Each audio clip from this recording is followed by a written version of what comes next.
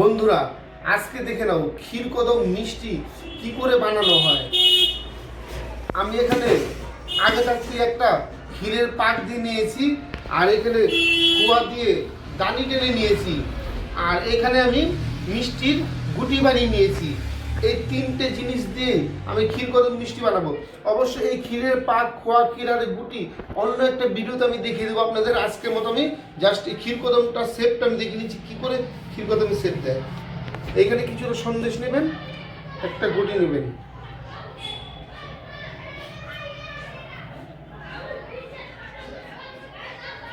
এবার মাখালেই দেখেন এই হলো ক্ষীর কদম্ব মিষ্টি।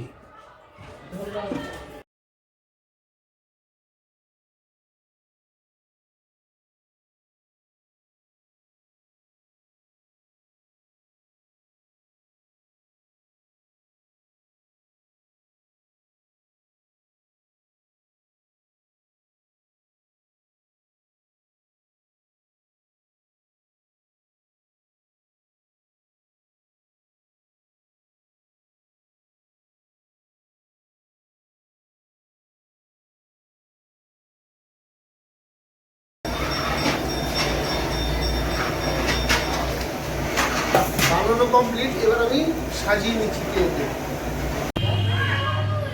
কমপ্লিট, এবার আমি সাজিয়ে নিচ্ছি।